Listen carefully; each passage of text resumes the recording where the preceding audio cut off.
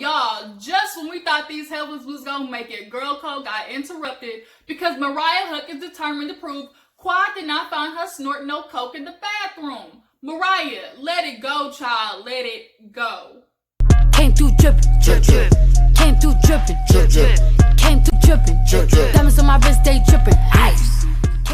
Alright, what's up, you guys? Thank you for tuning in. As you can see, we talking about Married to Medicine, bitch.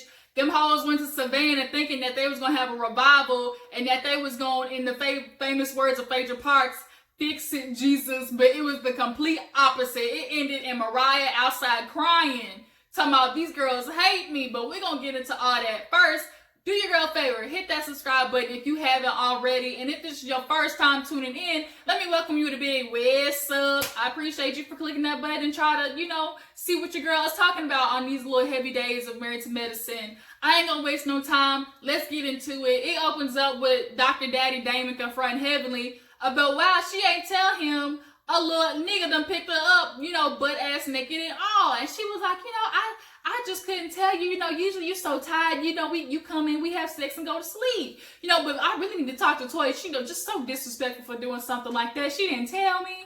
Just lying through her little gap tooth self. Just lying through her teeth. But Dr. Daddy Damon said, you wouldn't like it if us husbands did it, but we gonna basically Damon look like he gonna be getting back at Heavenly this season from the preview I saw. But nonetheless, she done quieted his soul, cooled it down. Tried to reaffirm him by telling him the dick was little anyway. I don't think so. We didn't see it, but from what the other ladies was looking, it looked like he might have had a little tripod situation going on. But we're gonna move on to these ladies meeting Jackie at her house. She hasn't started renovating yet, but everybody, all the girls are coming in. Jackie's still trying to pass off this damn catering food as her own, but ain't nobody buying it. As Heavenly said, bitch, you deliver babies. We know you ain't cooked this food. There was a good little plate of grits I saw over there, and I'm a grits person.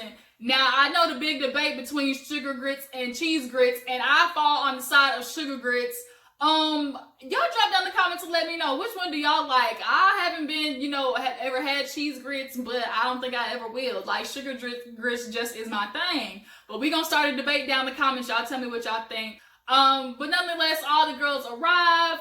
Toya comes, she said, gives a little cordial hi to Duffy. Quad comes in with that damn, oh Lord, this damn Halle Berry wig that's dyed blonde. Like, you could tell she put a couple of lowlights in it. It wasn't as harsh as the first time we saw it at the paint and sip, because it was highlighter at that damn paint and sip. But she kind of darkened it, but blonde just ain't your color, Quad. It just isn't. Speaking of Duffy, did y'all notice all that ass she had back there? Came in looking like a big old bag of clementines. Like, Duffy, you got a donk. I knew she was shapely the first time we seen her, but I didn't know she had all that ass back there. Like, Duffy, and you with this white man, I know he don't know how to handle all that mess. He just looks soft. He just looked like he don't know what he doing. Girl, you be throwing all that ass back and he don't know how to catch it. But everybody meets there and we see Cecil drop off Simone. He tried to be funny, talking about, if Aiden hasn't told you yet, we're gonna have to do a sip and paint too, while y'all gone. All the wives was like, the hell you is. And speaking of Aiden, all the women went to confront Mariah because she went and told her husband, or sent the picture rather, of what happened at the paint and sip. And Aiden can't hold water for nothing. Hell, can't hold air. And told the husbands what happened. And they're like, damn, Mariah, can we have like a little inside joke between the girls? I mean, we can't blame Mariah and Aiden for having an open line of communication in their relationship. But sometimes, Mariah, these bitches barely like you. You better quit doing shit to piss them off. Because, they real quick will kick your ass off Gilligan's Island once again. You not remember how you was isolated? Your ass had to leave that one season. Bitch, be careful. But nonetheless, all the ladies make it to the bus. It started off good, but then it started getting a little iffy when Heavenly made me laugh. She said, I saw the dick, it was wax. I don't like wax penis. I said, Heavenly, you pushing it. They said you touched it though. Well, I don't know. Heavenly, you might have touched it. They might have cut that part out. But we end up seeing Simone, try to do congratulations for Toya moving into her house. Now, Toya, she kind of did a little dry brag, talking about, thank you. It's 9,000 square feet, has a pool. And immediately, Heavenly just kind of got this funky attitude, like, I do love seeing black people succeed, and you could tell it was sarcastic. So Toya was like, yeah, thanks, Heavenly, but that's only the second one. We still got our first home. I said, bitch, clutch my pearls. But you ain't excuse me, that was breakfast. But you ain't fooling nobody, Toya. You only got that first home still because the bitch ain't sold yet. Okay, y'all is hella money conscious now. You ain't get ready to own 2 homes, bitch, after the whole y'all just dug yourself out of. But then Heavenly just kept pushing, bitch, you ain't got nothing, you just own a home, bitch, I own a home, mine's almost paid for. And she's like, it is almost paid for because the hell it's only worth $50,000. And then she was like, I'll make 3 times as much as you. Now, Heavenly, to be fair, anybody makes 3 times as much as Toya. Hell, a high school student makes 3 times as much as Toya. Because she don't work. I ain't gonna knock the girl, but she don't do nothing, okay? And she love talking about money that she don't make. I tell you, Toya, she's real funny, that one. But, they start simmering down and they make it to Savannah after Heavenly and Toya kind of get into it. They make it into the house. It's old. Toya threw another jab at Heavenly, talking about, the house reminds me of Heavenly's. But old and historic, but this one at least got character. I said, bitch, boy, y'all love throwing some jabs. And then Duffy, y'all, she ain't no little quiet one. The way she was talking about, wealth whispers and change, jingle jangles and screams. I said, let me find out Duffy, got a little something behind that smile. She a slick one. But they get in there, get introduced to the house and everything, find out it might be haunted. But Jackie does good by coupling the girls in their room with somebody they kind of like. So it's not, as she said, sleeping with one eye open. Gotta watch the bitch, make sure she don't try to shank you in your sleep. So Jackie's roomed with Contessa, Toya's with Mariah, Simone is with Duffy, and Heavenly is with Quad. And they all get dressed in white because it's a revival, to go to, I think it was Cohen's, the restaurant that they end up going to. Everybody looked nice and they white. We thought it was going to go out good without a hitch. But nonetheless, everybody gets there. They're eating and stuff. And Contessa shows Toya that she got a text message from Scott about he's going to be going out of town and won't be back till Sunday or some shit like that. And so she was like, I feel a type of way. Like, he is punishing me after she done quit the whole program or whatever. I don't agree with her quitting. She low-key did it for me. I don't think she was half making it about, for my kids, and half about proving a point to Scott, like, look what you made me do. And I don't agree with that. I don't like how she tried to make that move. Contestant, you only had 1 year left. You could have made it. Scott could have sucked it up. But, Jackie was talking to her, gave her good advice, like, you're coming out very passive-aggressive, like, okay, you gonna do you, I'm gonna do me, but the only reason you letting him do you, do him, so you can go off and do you on purpose, basically like a tennis match going back and forth to see who can hurt each other more. And, you kind of really are coming at him a little sideways. But, she gets it. She just realized, maybe quitting wasn't, the best thing. She thought it was going to be the end-all, fix-all to her marriage, and it wasn't. So, basically, there's some underlying shit y'all might need to get figured out. So then, Jackie explains the meaning of the dinner, the purpose of the dinner. It's to write girlfriend codes. And Mariah immediately rolls her eyes and is like, we do this shit every year. And, it's, this is all smoke and mirrors at this point. And we see the flashback. These bitches do it every year. But Quad said this is going to be the reset. So everybody gets their little scroll. Jackie made sure to tell Quad one rule, Quad, one. Because bitch was picking up 4 damn fans the last time. Trying to be like, oh yeah, I felt this way. And I felt this way too, bitch. Write 1 rule down. So Jackie says she wants to ride or die. You don't tell me to leave my husband. But if I decide to, bitch, bring the U-Haul. I said, okay, I can ride with that. The next one was to never tell lies, be honest, and Mariah makes sure, some people just assume they don't come with facts, and she keeps alluding to this damn Jackie thing, and it's pissing me off because it's like, from what I saw of the podcast, Jackie isn't the one who made the rumor or perpetuated it. The question was more about Quad than it was about you. She said, was Quad wrong for revealing that, or bringing the secret up? And yes, she was, if it is true. But Mariah, you ain't innocent. You tried to, say this girl slept with your sister's husband. That she was being a mistress. Like, y'all are both back and forth in the wrongdoings. But she is so determined to get, this specific thing out of Jackie. And bitch, you just not gonna get it. Because I'm sure a lot of us can see Jackie low-key don't fuck with Mariah like that. She feeds her enough to just satisfy her. But then Heavenly and Simone kind of go back and forth over, the whole lying thing. She said, and Heavenly's like, no, some things, just ain't honesty. Sometimes it's just lies. Because Jackie was like, do you want honesty even though it hurts your feelings or whatever? And those two bitches, they just ain't gonna drop this damn Twitter situation. Then we end up talking about, accept me and my faults. I think that was about Duffy and like, oh, be there for my success. Now Duffy's in there crying about how it's lonely at the top. A lot of people were kind of 50-50 with that whole rule. I get it, Duffy. Like, you don't know who you can trust. You probably had a lot of friends just be friends with you. But Atlanta, if you're a part of that rich society in Atlanta, like, there's other people who are as much as successful as you. So I'm confused as to why, there's nobody in your circle that, got money. So are people out here faking it? Like, you can't be the only one successful in your group like that. Like, I'm confused. But nonetheless, she feels like she can't celebrate.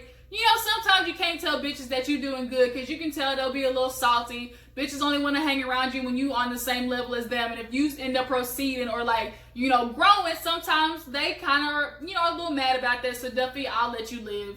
The next one is the don't talk about husbands and families. They try to stick to that, but for some reason, because the husbands always get involved, it's like the husbands are always just like in the middle of it. And we saw how Contessa called Toya's husband a bitch. And, obviously the whole Cecil and Heavenly situation. And, Jackie was like, look, we got to know where to draw the line. And I think the other rule was, respect privacy. Here's where Quad just annoys me. I get it. Not, as a friend, you don't always want to reveal what's going on in your life. You want to do it on your own time. But it kind of feels like to me, Quad does that in a way of retaliation. Like, I'm mad at you, I'm not going to tell you nothing. Or, you don't. It's like if somebody does something that she don't like, it's like a punishment to them. Like, I'm not going to tell you nothing about me. And it's like every year, it seems like Quad has something going on that she doesn't want to tell the ladies.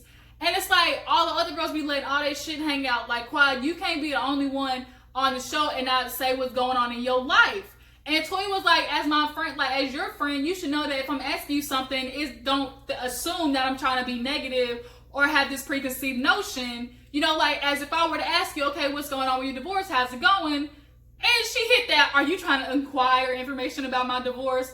Bitch, yeah, she trying to figure out, are you and Greg almost, single officially? And she gave in and kind of did, yes, I will let you know, we are finalizing the divorce. And it's like, okay, we kind of knew you were on that part, but they want to know about your life. Quad, you don't tell nothing about you. And that's why you have such a hard time making true friendships, because it seems that you are just struggling to just say anything. And I think at the end of the day, she almost doesn't do it because she doesn't want nobody to be able to, come back and, take a jab at her with her own, life story information. So Quad, okay, you don't want to be real friends with everybody. That's just gonna be you. You're gonna be lonely. Hell, you and Duffy gonna be alone at your own damn house. The only people you got, them damn furry ass dogs at your home that you done dyed pink and blue. So after wrapping up, Jackie hands, them candles and represents it as like, I'm gonna be your light. We're gonna be there for each other. They blow it out and everybody's getting up and you can visibly see that Mariah is upset. And Mariah at this point is just kind of like, I'm just sick of the ladies. It seems that they let, people get away with stuff, i.e. Quad. She is stuck on this thing of why has nobody checked Quad? She's always the one to get away with stuff. And it's like, why is it so important for these other girls to be the one to check Quad? If the situation is between you and her and she's the one that made the allegations, you need to be the one to check Quad. Everybody doesn't know the story. It was between you two. Quad is the one who said that she walked in on you snorting that cocaine in the bathroom, the booger sugar, okay? So she's the only one that you need to be confronting.